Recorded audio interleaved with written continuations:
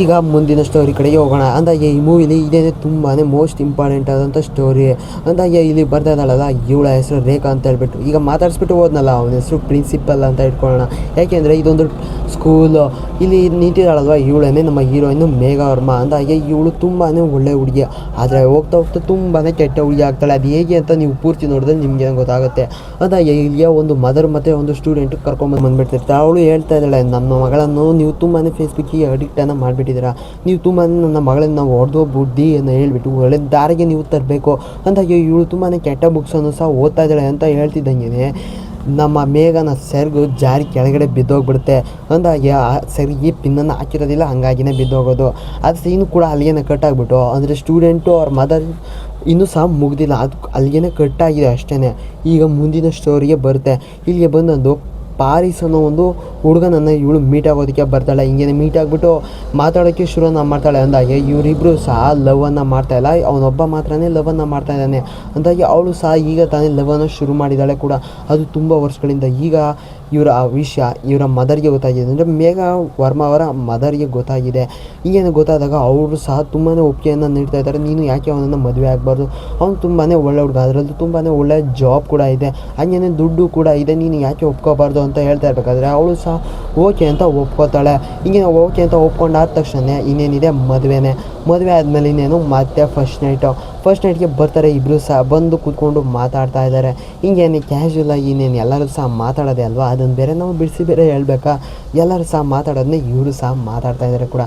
ಹಿಂಗೇನು ಮಾತಾಡ್ತಾ ಆ ಕೆಲಸವನ್ನು ಇವರು ಸಹ ಶುರುವನ್ನು ಮಾಡೋದಕ್ಕೆ ಹಚ್ಕೊಬಿಡ್ತಾರೆ. ಆ ಕೆಲಸವನ್ನು ಶುರು ಮಾಡ್ಕೊಳೋಕ್ಕೆ ಮಾಡ್ಕೊಂಡ್ಬಿಡ್ತಾರೆ. ಹಿಂಗೇನೆ ಮಾಡ್ಕೊಂಡಾದ್ಮೇಲೆ ಮತ್ತೆ ಮಾರ್ನಿಂಗ್ ಆಗಿಬಿಡುತ್ತೆ. ಇನ್ನೇನು ಇವರಿಗೆ ಹೊಸ್ದಾಗಿ ಮದುವೆ ಆಗಿರೋ ಕಾರಣ ಡೈಲಿ ಅದೇನೇ ಕೆಲಸ ಆಗಿರುತ್ತೆ ಕೂಡ. ಹಿಂಗೇನೆ ಡೈಲಿ ಸಂಜೆ ಮಾಡೋದು, ಬೆಳಗ್ಗೆ ಎದ್ದು ಮತ್ತೆ ಮಾತಾಡಿ ಮತ್ತೆ ಅದೇ ಕೆಲಸವನ್ನು ಮಾಡೋದು. ಅಂದಾಗೆ ನಮ್ಮ ಮೇಘ ಈಗ ಟೀಚರ್ ಆಗಿದ್ದಾಳೆ ಕೂಡ. ಹಿಂಗೇನೆ ಟೀಚರಾಗಿ ಪಾಠವನ್ನು ಮಾಡ್ತಾ ಇರಬೇಕಾದ್ರೂ ಕೂಡ ಅದೇನೇ ನೆನಪಿಗೆ ಬರ್ತಾಯಿದೆ. ಅದು ನೈಟು ನೆನೆದಿರೋದು ಕೂಡ. ಇವಳು ತರಕಾರಿ ಹೆಚ್ಚಬೇಕಾದ್ರೂ ಕೂಡ ಅದೇನೇ ನೈಟು ನೆನಪಿಗೆ ಬರ್ತಾಯಿದೆ. ಇವಳಿಗೆ ಯಾವುದೇ ಕೆಲಸ ಮಾಡಿದ್ರು ಕೂಡ ಅದೇ ವಿಷಯ ನೆನಪಿಗೆ ಬರ್ತಾಯಿದೆ ಕೂಡ.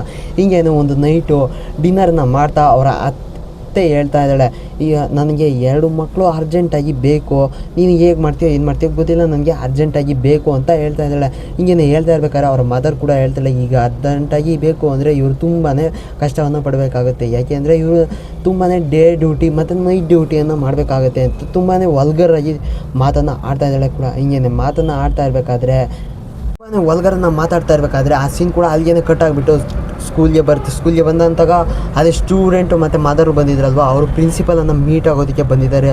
ಅದರಲ್ಲೂ ಸಹ ಇವಳು ಒಂದು ಬುಕ್ಕನ್ನು ಓದ್ತಾ ಇರೋ ಕಾರಣ ಅವರ ಮದರ್ಗೆ ತುಂಬಾ ಕೋಪ ಬಂದುಬಿಟ್ಟಿದೆ. ಅಂದಾಗೆ ಬುಕ್ನೇ ಏನು ಬಂದುಬಿಟ್ಟು ಲಲಿತ್ ಅಂತ, ಅದೊಂದು ಸೆಕ್ಷುಯಲ್ ಯೂಸುವಲ್ ಕಂಟೆಂಟು, ಇದು ಎಲ್ಲ ತುಂಬಾ ರೇರಾಗಿ ಬಳಸೋವಂಥ ಒಂದು ಪುಸ್ತಕಗಳು. ಅದನ್ನು ಒಬ್ಬ ಲೈಬ್ರೇರಿಯನ್ ರೇಖಾ ಅನ್ನೋಳು, ಇವಳ ಹೆಸರು ರೇಖಾ ಅಂತ ಹೇಳ್ಬಿಟ್ಟು ಇವಳು ಅದನ್ನ ಪ್ರೊಡ್ಯೂಸನ್ನು ಮಾಡ್ತಾ ಇದ್ದಾಳೆ, ಅಂದರೆ ಅದನ್ನು ಎನ್ಕರೇಜ್ಮೆಂಟನ್ನು ಮಾಡ್ತಾ ಇದ್ದಾಳೆ ಅಂತ ಪ್ರಿನ್ಸಿಪಲ್ಗೆ ತಿಳಿದ್ಬಿಡುತ್ತೆ. ಹಿಂಗೇನೆ ತಿಳಿದಂದಾಗ ಪಿಯೂನ ಕಾದ್ಬಿಟ್ಟು ಆ ರೇಖಾನ ಕರ್ಕೊಂಡು ಬರೋದಕ್ಕೆ ಹೇಳ್ತಾರೆ. ಈಗ ಇವನು ಸಹ ಓಕೆ ಮೇಡಮ್, ಓಕೆ ಸರ್ ಕರ್ಕೊಂಡು ಬರ್ತೀನಿ ಅಂತ ಹೇಳ್ಬಿಟ್ಟು ರೇಖಾನ ಕರೆಯೋದಕ್ಕೆ ಹೋಗ್ತಾನೆ. ಆಗ ಅವಳು ಒಂದು ಕೆಲಸವನ್ನು ಮಾಡ್ತಾ ಇರ್ತಾಳೆ. ಅಂದಾಗೆ ನಿಮಗೆಲ್ಲ ಗೊತ್ತಿರೋವಂಥ ಕೆಲಸನೇ, ಅದನ್ನು ನಾನು ಬಾಯಿ ಬಿಟ್ಟು ಬೇರೆ ಹೇಳೋದಕ್ಕೆ ಹೋಗೋದಿಲ್ಲ. ಆ ಕೆಲಸವನ್ನು ಇವನು ಸಹ ನೋಡಿಕೊಂಡು ನಿಂತ್ಕೊಂಡ್ಬಿಟ್ಟಿರ್ತಾನೆ. ಇವಳು ಸಹ ಆವಾಗ ಮೇಘ ಕೂಡ ಅಲ್ಲಿಗೇನೆ ಬರ್ತಾಳೆ. ಬಂದಂಥವಳು ಆ ಪ್ಯೂನ್ಗೆ ಬೈದ್ಬಿಟ್ಟು ಅವನ್ನ ಅಲ್ಲಿಂದ ಕಳಿಸ್ಬಿಡ್ತಾಳೆ. ಆವಾಗ ಇವಳು ಅವಳನ್ನ ಕರೆದ್ಬಿಟ್ಟು ಹೇಳ್ತಾಳೆ, ನಿನಗೆ ಈ ಥರ ಎಲ್ಲ ಮಾಡೋದಕ್ಕೆ ಅಸಹ್ಯ ಆಗೋದಿಲ್ವಾ, ನೀನು ಈ ಥರ ಹೇಗೆ ಅದು ಲೈಬ್ರರಿಯಲ್ಲಿ ಮಾಡ್ತಾ ಇದೆಯಾ ಅಂತ ಕೇಳ್ತಾ ಇರಬೇಕಾದ್ರೆ ಇವಳಿಗೂ ಸಹ ಅದೇ ಎನ್ಕರೇಜ್ಮೆಂಟನ್ನು ಕೊಟ್ಬಿಟ್ಟು ಇವಳು ಸಹ ದಿಕ್ತಪ್ಪ ರೀತಿ ಮಾಡಿಬಿಡ್ತಾಳೆ. ಅಂದಾಗೆ ಇವಳಿಗೂ ಕೂಡ ಅದೇನೇ ಯಾವಾಗ ನೆನಪಾಗ್ತಾ ಇರುತ್ತೆ ಅಲ್ವಾ, ಇವಳಿಗೂ ಸಹ ತುಂಬಾ ಮೂಡಿಗೆ ಬಂದುಬಿಡ್ತಾಳೆ. ಹಿಂಗೇನೆ ಮೂಡಿಗೆ ಬಂದಂಥವಳು ಅದೊಂದು ಥಿಂಗ್ಸನ್ನು ತೊಗೊಂಡು ಇವಳು ಸಹ ಅಲ್ಲಿಂದ ಮನೆಗೆ ಬಂದುಬಿಡ್ತಾಳೆ. ಹಿಂಗೇನೆ ಮನೆಗೆ ಹೋಗ್ಬಿಟ್ಟು ರೂಮನ್ನು ಬಾಗಿಲನ್ನು ಹಾಕ್ಕೊಂಡ್ಬಿಡ್ತಾಳೆ. ಅವರ ಅಜ್ಜಿ ಕೇಳ್ತಾ ಇದ್ದಾಳೆ, ಏನಕ್ಕೆ ಎಷ್ಟೊಂದು ಅರ್ಜೆಂಟಾಗಿ ಹೋಗ್ತಾ ಇದೆಯಾ ಅಂತ ಹೇಳ್ಬಿಟ್ಟು. ಅದರಲ್ಲೂ ಸಹ ಅಜ್ಜಿ ಒಂದು ರಿಮೋಟನ್ನು ಹುಡುಕ್ತಾ ಇರ್ತಾಳೆ ಕೂಡ. ಅದೇನೇ ಇಲ್ಲಿ ಪ್ಲಸ್ ಪಾಯಿಂಟು, ಅದರಿಂದನೇ ಖಾತೆ ಪೂರ್ತಿ ತಿರ್ಗೋದು ಕೂಡ. ಹಿಂಗೇನೆ ಆ ಥಿಂಗ್ಸನ್ನು ತೊಗೊಬಂದಂಥವಳು ಅದನ್ನ ಹೇಗೆ ಯೂಸ್ ಮಾಡೋದು ಅಂತ ನೋಡ್ತಾ ಇರ್ತಾಳೆ. ಹಿಂಗೇನೆ ನೋಡ್ತಾ ಇರಬೇಕಾದ್ರೆ ಅವನ ಗಂಡನಿಗೆ, ಅಂದರೆ ಪಾರಿಸ್ಗೆ ಆಕ್ಸಿಡೆಂಟ್ ಆಗಿರೋದು ಗೊತ್ತಾಗ್ಬಿಡುತ್ತೆ. ಹಂಗೆ ಬಂದು ಕೇಳ್ತಾಳೆ, ಹೇಗಿದ್ದೀರಾ ನೀವೀಗ ಅಂತ. ಅವನು ಸಹ ಹೇಳ್ತಾ ಇದ್ದಾನೆ, ಒಂದು ಲಾರಿ ಬಂದುಬಿಟ್ಟು ನನಗೆ ಗುದ್ದೋದಕ್ಕೆ ಬಂತು. ಅದೇ ಟೈಮ್ಗೆ ಆಟೋ ರಿಕ್ಷಾ ಬಂದ ಕಾರಣ ನಾನು ತಪ್ಪಿಸ್ಕೊಂಡ್ಬಿಟ್ಟೆ. ತುಂಬಾ ಸೇಫಾಗಿ ಬಚಾವಾಗಿಬಿಟ್ಟೆ ಅಂತ ಹೇಳ್ಬಿಟ್ಟು ನಿನಗೆ ತುಂಬಾ ಭಯ ಆಗ್ತಾ ಇದೆಯೋ ಅಂತ ಕೇಳ್ತಾ ಇದ್ದಾನೆ. ಅವಾಗ ಕೇಳ್ತಾ ಇರಬೇಕಾದ್ರೆ ಅವಳು ನೀರನ್ನು ತೊಗೊಬರ್ತೀನಿ ಅಂತ ಹೇಳ್ಬಿಟ್ಟು ಅಲ್ಲಿಂದ ಎದ್ದು ಹೋಗ್ತಾಳೆ. ಏನು ಎದ್ದಂಥವಳು ಇಲ್ಲಿ ನಮ್ಮ ಅಜ್ಜಿ ಒಂದು ರಿಮೋಟನ್ನು ಹುಡುಕ್ತಾ ಇದ್ಲು ಅಲ್ವಾ ಟಿ ವಿಯನ್ನು ಆನ್ ಮಾಡೋದಕ್ಕೆ. ಅದೇ ಟೈಮ್ಗೆ ಆ ರಿಮೋಟ್ ಸಿಕ್ಬಿಡುತ್ತೆ. ಅವಳು ಸಹ ಓದ್ಬಿಡ್ತಾಳೆ. ಆ ಥಿಂಗ್ಸ್ ಕೂಡ ಅದೇ ಟೈಮ್ಗೆ ಆನ್ ಆಗಿಬಿಡುತ್ತೆ. ಅಂದಾಗೆ ಆ ಥಿಂಗ್ಸ್ ಆನ್ ಆಗಬೇಕು ಅಂದರೆ ರಿಮೋಟ್ ಬೇಕು, ಇಲ್ಲಾಂದರೆ ಅದು ಆನೇ ಆಗೋದಿಲ್ಲ. ಹಿಂಗೇನೆ ಆ ಥಿಂಗ್ಸ್ ಆನ್ ಮಾಡಿಬಿಡ್ತಾಳೆ. ಇವಳು ಸಹ ತುಂಬಾ ವೆರೈಟಿಯಾಗಿ ದೆವ್ವದ ರೀತಿ ಆಡೋದಕ್ಕೆ ಶುರು ಆಗಿಬಿಡ್ತಾಳೆ ಕೂಡ.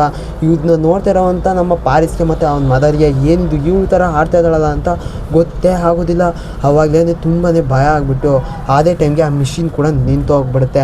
ಹಿಂಗೇನೆ ನಿಂತು ಹೋದಂಥದ್ದು ಮತ್ತೆ ಬೆಳಗ್ಗೆ ಆಗಿಬಿಡುತ್ತೆ. ಈಗ ನಮ್ಮ ಪಾರಿಸ್ನ ಮದರ್ ತುಂಬಾ ಬೈತಾ ಇದ್ದಾರೆ. ನೀವು ಒಂದು ರೂಮ್ನಲ್ಲಿ ಮಾಡಬೇಕಾದಂಥ ಒಂದು ಕೆಲಸವನ್ನು ಆ ಕುಟುಂಬದ ಮಧ್ಯೆ ಮಾಡಿದ್ದು ನನಗೆ ತುಂಬಾ ಕೆಟ್ಟ ಕೋಪವನ್ನು ತರಿಸಿದೆ. ಅದಕ್ಕೆ ನಿಮಗೆ ರಾತ್ರಿ ನಾನು ಹೊಡೆದು ಮನೆಯಿಂದ ಆಚೆಗೆ ಹಾಕ್ಬಿಡ್ತಿದ್ದೆ. ಆದರೆ ನಮ್ಮ ಮರ್ಯಾದೆ ಹೋಗುತ್ತೆ ಅಂತ ಹೇಳ್ಬಿಟ್ಟು ನಿಮ್ಮ ಅಮ್ಮನನ್ನು ಕರೆಸ್ಬಿಟ್ಟು ಈಗ ಮನೆಯಿಂದ ಕಳಿಸ್ತಾ ಇದ್ದೀನಿ. ಪ್ಲೀಸ್ ಇಂದ ಎದ್ದೋಗ್ಬಿಡಿ. ನನಗೆ ಏನು ಸಹ ಮಾತಾಡೋಕ್ಕೆ ಇಷ್ಟ ಇಲ್ಲ. ನೀವು ನಮ್ಮ ಮರ್ಯಾದೆಯನ್ನು, ಕುಟುಂಬದ ಮರ್ಯಾದೆಯನ್ನು ತೆಗೆದಿದ್ದೀರಾ.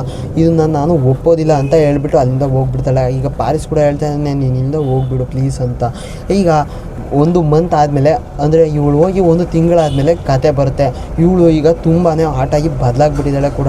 ಹಿಂಗೇನೆ ಮತ್ತೆ ಬಂದಂಥ ಕತೆ ನಮ್ಮ ಪಾರಿಸು ಮತ್ತೆ ಅವಳಿಗೆ ಪ್ರಪೋಸನ್ನು ಮಾಡೋದಕ್ಕೆ ಶುರುನ ಮಾಡ್ಕೊಂಡ್ಬಿಟ್ಟಿದ್ದಾನೆ. ಐ ಆಮ್ ಸಾರಿ, ಅವತ್ತು ನಡೆದಂಥ ಘಟನೆ ನಾನು ಬೇಕಂತ ಮಾಡಿದ್ದಲ್ಲ ಅಂತ ಇವಳು ಸಹ ಹೇಳ್ತಾ ಇದ್ದಾಳೆ.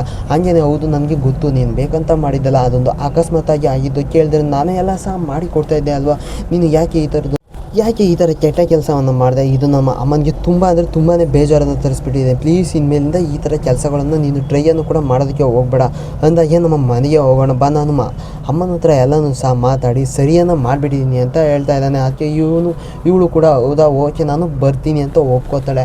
ಏನು ಒಪ್ಕೊಂಡವಳು ಐಸ್ ಕ್ರೀಮ್ ಕೂಡ ಅವನ ಕೈಯಿಂದನೇ ತಿಂದ್ಬಿಡ್ತಾಳೆ. ಇಲ್ಲಿಗೇನೆ ಈ ಸ್ಟೋರಿ ಕೂಡ ಮುಕ್ತಾಯವಾಗಿತ್ತು. ಅಂದಾಗೆ ಇದರ ಪಾರ್ಟ್ 2 ಕೂಡ ಇದೆ. ನಿಮಗೆ ಬೇಕು ಅಂದರೆ ಪಾರ್ಟ್ 2ನ ಕಮೆಂಟ್ ಬಾಕ್ಸಲ್ಲಿ ಕಮೆಂಟನ್ನು ಮಾಡಿ ತಿಳಿಸಿ, ನಾನು ಮಾಡೋ ಪ್ರಯತ್ನವನ್ನು ಮಾಡ್ತೀನಿ ಅಂತ. ಈ ಮೂವಿ ಯಾರಿಗೆಲ್ಲ ಇಷ್ಟ ಆಯಿತು, ಯಾರಿಗೆಲ್ಲ ಕಷ್ಟ ಆಯಿತು ಅಂತಲೂ ಕೂಡ ಕಮೆಂಟ್ ಬಾಕ್ಸಲ್ಲಿ ಕಮೆಂಟನ್ನು ಮಾಡಿ ತಿಳಿಸಿ. ಅಂದಾಗೆ ನಾನು ನೆಕ್ಸ್ಟ್ ವೀಡಿಯೋದಲ್ಲಿ ಸಿಗ್ತೀನಿ. Still watching movie magic and subscribe to support